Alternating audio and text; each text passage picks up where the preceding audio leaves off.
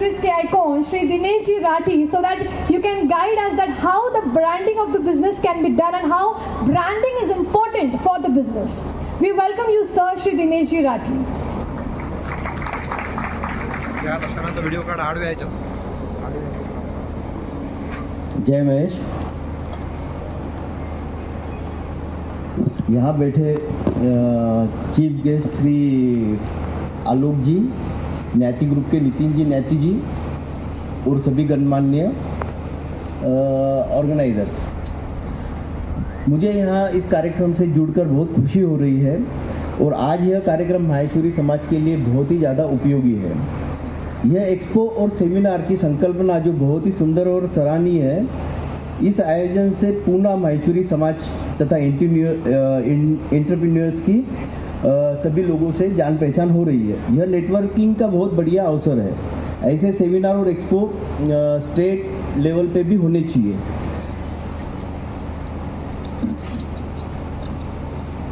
Poona software industry का hub है. यहाँ अधिकतर युवा सॉफ्टवेयर इंजीनियर ही बनना चाहते हैं. दुनिया का मैन्युफैक्चरिंग हब इंडिया बनने जा रहा है.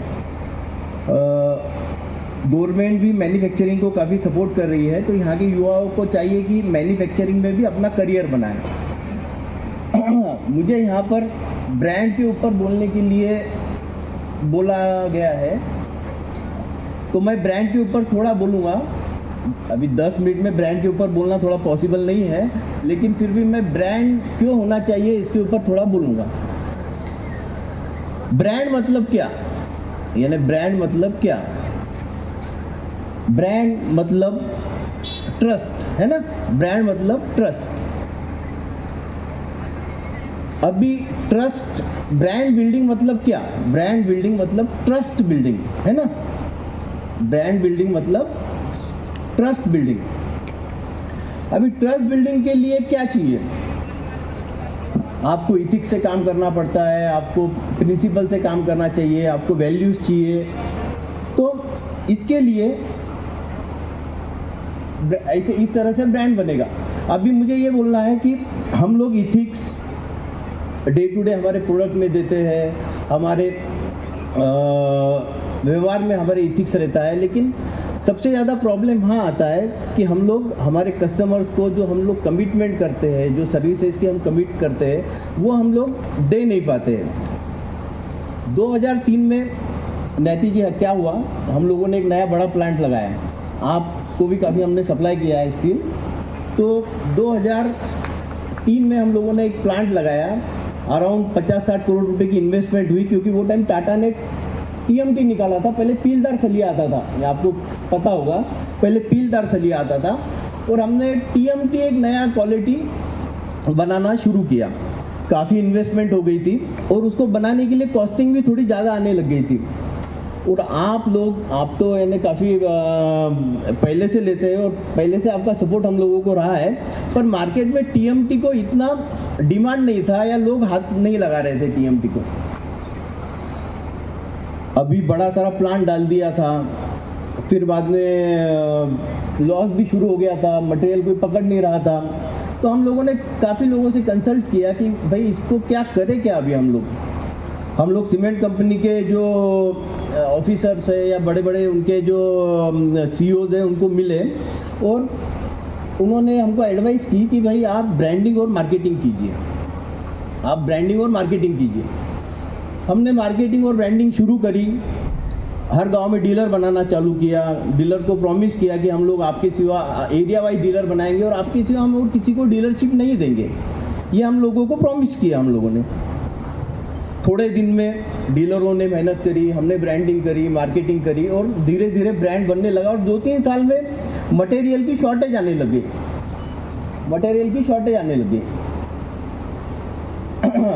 अभी मटेरियल की शॉर्टेज आने लगी, एक्सपेंशन होने लगे धीरे धीरे और ब्रांड अच्छी तरह से 3-4 साल में सेट हो गया.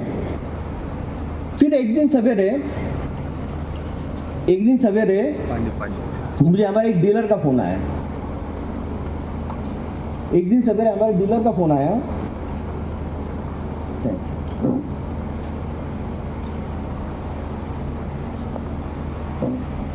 राठी जी हमारी वापी में एक फैक्ट्री चालू हो रही है और वो अच्छी खासी सक्सेसफुल हो गई है और मुझे जाना है वहाँ पर, और मेरा भतीजा जो है वो आपकी डीलरशिप संभालेगा या आप ये दुकान संभालेगा। मैंने बोला बहुत अच्छी बात है, आप जाइए, कोई प्रॉब्लम नहीं है, हम आपके भतीजे के साथ व्यवहार कर लेंगे। भतीजा भी काफ़ी मेहनत करने लगा और गाड़ी आगे चलने लगी। 2-3 साल के बाद मैं धुलिया गया, धुलिया का डीलर था वो, उसके दुकान पे गया मिला, काफ़ी खुश था वो भतीजा उनका, वो जो डीलर थे उनका भतीजा काफ़ी खुश था। मैंने बोला कैसा चल रहा है क्या नहीं, आईकॉन की डीलरशिप बढ़िया चल रही है कि नहीं? उसने कहा ओके बढ़िया है। मैंने फिर उसको पूछा अंकल कहाँ है, मैंने उसको पूछा अंकल कहाँ है, तो वो बोला कौन अंकल? मैंने बोला यार अंकल वो जो तुम्हारे वापी चले गए नटवर भाई जिन्होंने फैक्ट्री खोली वो कहाँ है? तो बोले मेरे वो अंकल नहीं है कुछ। मैं बोला अंकल नहीं है वो, तो फिर कौन है? नहीं, बोले ये दुकान मैंने उनसे खरीदी है, ये दुकान मैंने उनसे खरीदी है। बोला अच्छा। अब मुझे भी आश्चर्य हुआ क्या बात है, तो दुकान खरीदी है, तो बोला कितने में खरीदी आपने दुकान?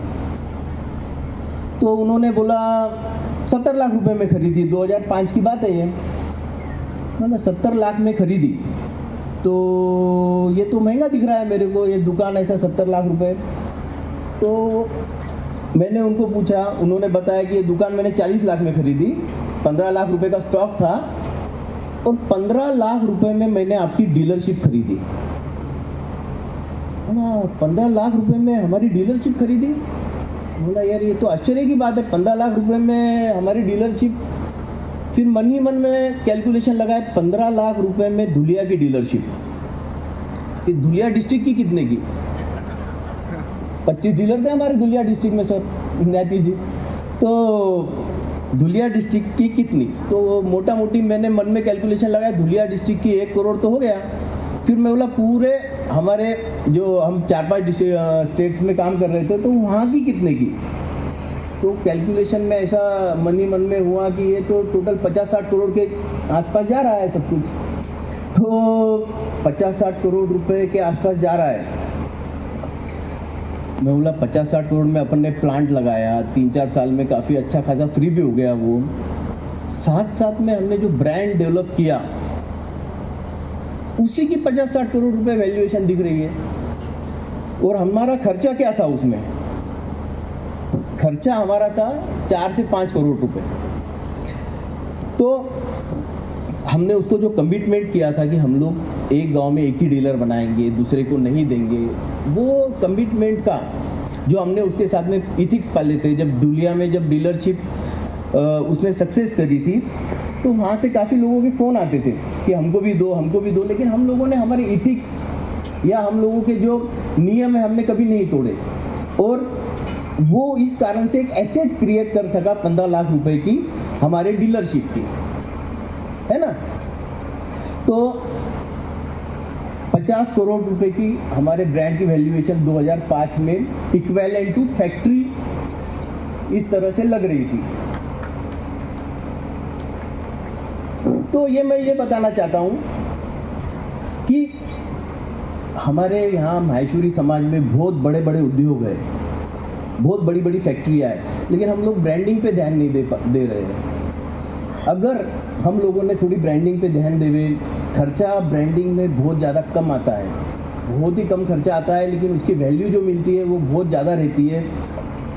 हम लोगों ने ब्रांड पे ध्यान देना चाहिए, ब्रांड खड़े करना चाहिए। माहेश्वरी समाज के ब्रांड्स बहुत ज़्यादा कम है। तो मैं सभी से यही, युवाओं से यही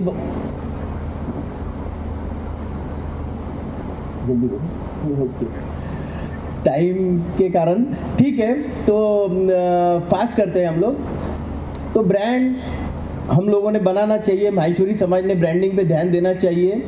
जहाँ ब्रांड आपके पास ब्रांड है और ब्रांड जहाँ नहीं है, दोनों में फ़र्क क्या है? जहाँ आपके पास ब्रांड नहीं है तो एक समय के बाद सैचुरेशन आ जाता है। अगर आपके पास ब्रांड नहीं है तो एक समय के बाद सैचुरेशन आ जाता है।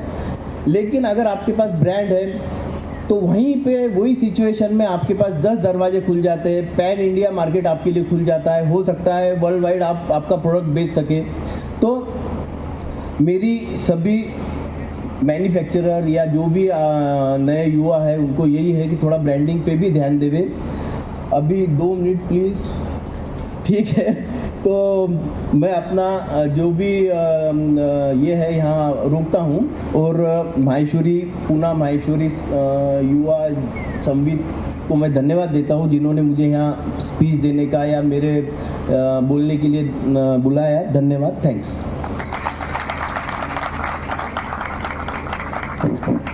मुझे गर्व है कि मेरा मारवाड़ी ब्रांड है आज आइकॉन स्टील, जो स्टील में एक बहुत बड़ा नाम कर रहा है। और मैं खुद सेल्स ट्रेनर हूँ, तो मैं एक लाइन आपसे जोड़ सकता हूँ, आप खुद की दुकान हो।